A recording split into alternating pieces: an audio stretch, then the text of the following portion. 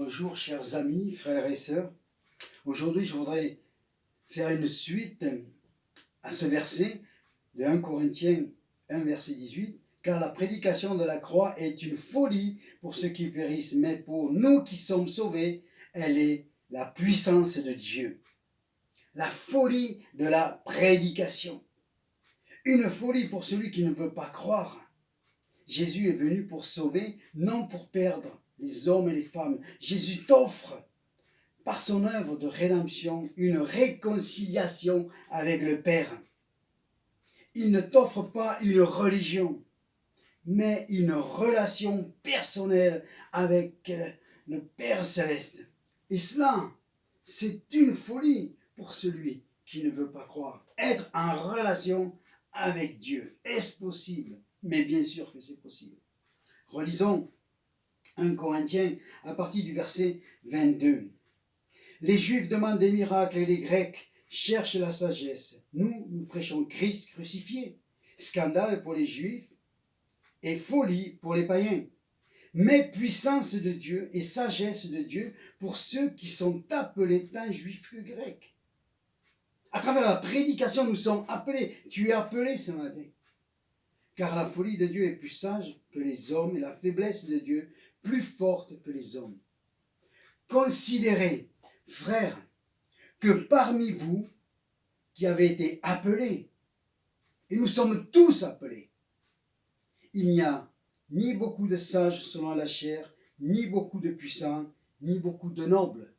Pourquoi c'est dans cette catégorie ils ne sont pas nombreux?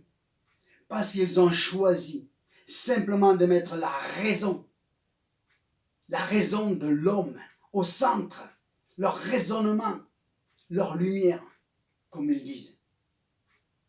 Verset 27. Mais Dieu a choisi les choses folles du monde pour confondre les sages. Dieu a choisi les choses faibles du monde pour confondre les fortes.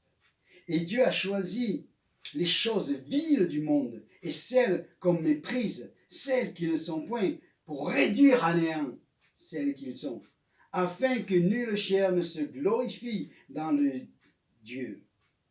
Car c'est par lui que vous êtes en Jésus-Christ, lequel, par Dieu, a été fait pour vous et pour nous, sagesse, justice, sanctification et rédemption, afin, comme il est écrit, que celui qui se glorifie dans le Seigneur. Amen. Amen. Le verset 30. Voilà la folie de Dieu en Jésus-Christ. Christ est la sagesse. Christ est ma justice. Christ est ma sanctification. Christ est ma rédemption. Tout est accompli. Et quand je l'accepte comme Seigneur et Sauveur, le fruit coule dans ma vie. La personne de Jésus croisse en moi et le fruit de la sainteté vient dans ma vie. Et je m'éloigne du mal pour le bien. Amen. C'est aussi une folie pour celui qui a fait le choix de ne pas croire. Mais aujourd'hui, fais le choix de croire. Mets de la raison, oui, et regarde autour de toi. Lisons Romains, chapitre 1er, verset 18. La colère de Dieu se révèle du ciel contre toute impiété et toute injustice des hommes qui retiennent injustement la vérité captive. Car ce qu'on peut connaître de Dieu est manifeste pour eux, Dieu leur ayant fait connaître. En effet, les perfections invisibles de Dieu, la puissance éternelle et sa divinité se voient comme à l'œil nu depuis la création du monde, quand on les considère dans ses ouvrages. Ils sont donc inexcusables. Au jour d'aujourd'hui, avec la connaissance que nous avons, et le monde scientifique, médical et tout ce que nous pouvons voir sur la création terrestre, partout maintenant, nous pouvons aller jusque dans l'espace, nous pouvons descendre au plus profond des mers et voir la création. Et là, nous devrions glorifier Dieu le Créateur. Mais non, nous ne le faisons pas. Nous nous éloignons de Dieu. Alors, voilà la déclaration de Dieu. Ils sont donc inexcusables.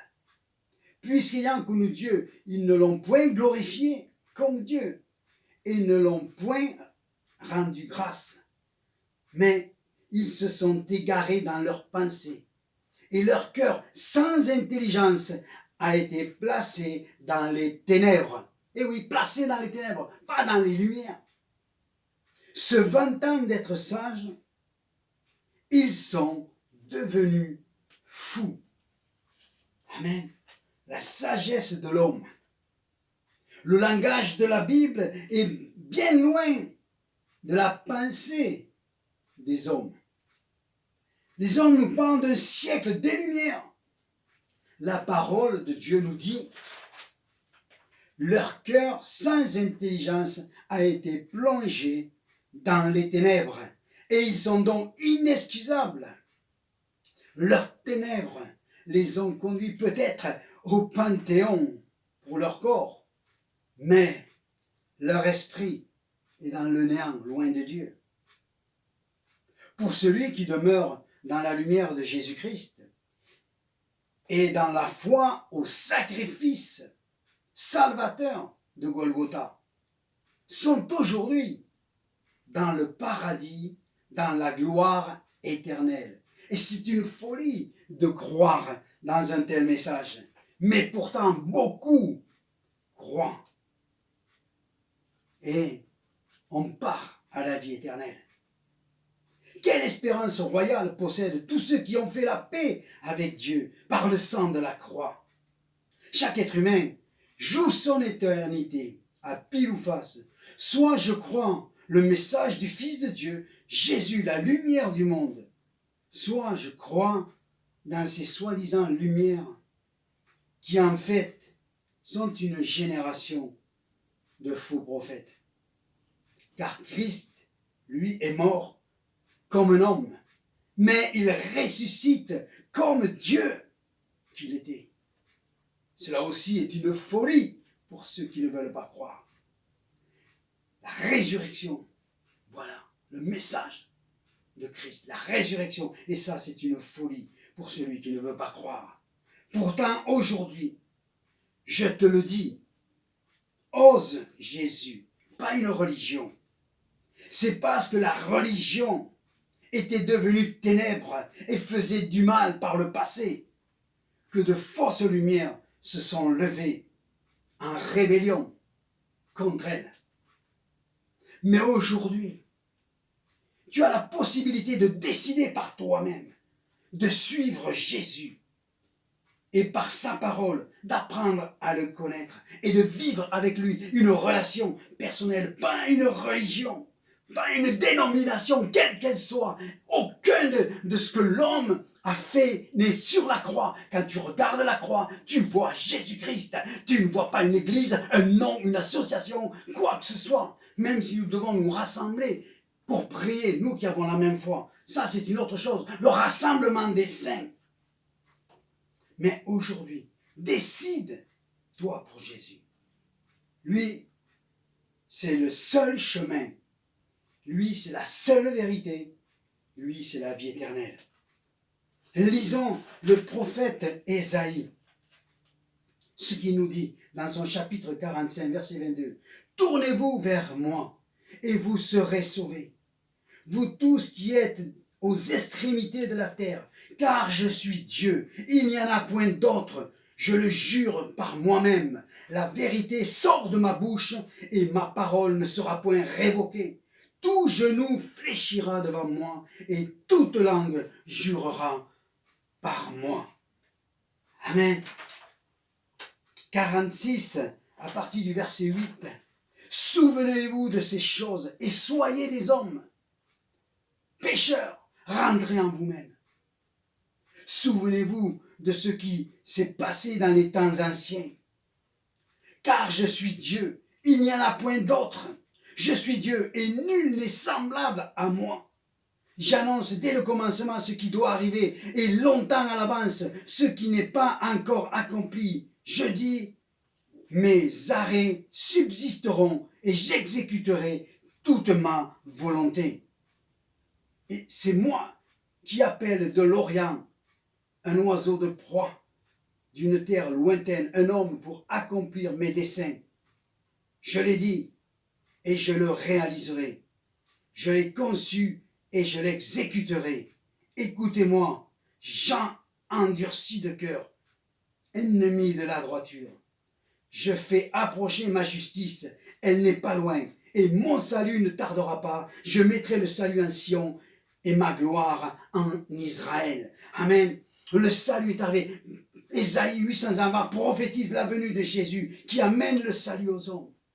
Veux-tu encore croire dans cette parole qui s'est réalisée? Et maintenant, finissons avec ce verset d'Ésaïe 55 où il nous est dit: cherchez l'Éternel pendant qu'il se trouve, invoquez-le tandis qu'il est prêt, que le méchant abandonne sa voie, que l'homme d'iniquité ses pensées, qu'il retourne à l'Éternel, qui aura pitié de lui, à notre Dieu, qui ne se lasse de pardonner, car mes pensées ne sont pas vos pensées et vos voix ne sont pas mes voix, dit l'Éternel. Autant les cieux sont élevés au-dessus de la terre, autant mes voix sont élevées au-dessus de vos voix, et mes pensées au-dessus de vos pensées. Amen. Cherche l'Éternel, viens à l'Éternel, c'est-à-dire tourne-toi vers Jésus. Et si tu lis sa parole, tu t'apercevras que cette parole est une vérité qui a été prophétisée et toujours les choses qui ont été prophétisées, enseignées, se sont accomplies. Amen. Tout ce que ces hommes des Lumières ont prophétisé et ont annoncé pour les années à venir. Bien des choses ne sont jamais arrivées. Ils pensaient qu'il n'y aurait plus de guerre. Ils pensaient que l'homme allait résorber la maladie. Ils pensaient tellement à beaucoup de choses. Mais le temps, les années passent. Et demain, tu vas quitter cette terre. Et ton choix n'aura pas été posé et placé sur la vérité. Elle aura été placée et posée sur la philosophie d'hommes qui n'ont amené aucune certitude, aucune vérité, parce que tout est encore au stade d'hypothèse. Tu ne peux pas bâtir sur des hypothèses. Bâtis sur la vérité, qui est Jésus-Christ. Encore aujourd'hui, il t'appelle et sois du nombre de ceux qui acceptent le message. Père, je te remercie pour ta parole encore aujourd'hui. Seigneur, alléluia, tu es le chemin, la vérité et la vie. Tu es la lumière du monde. Tu es la vérité. Seigneur mon Dieu, et en dehors de toi, il n'y en a point d'autre. Tout genou fléchira, toute langue confessera que tu es Seigneur.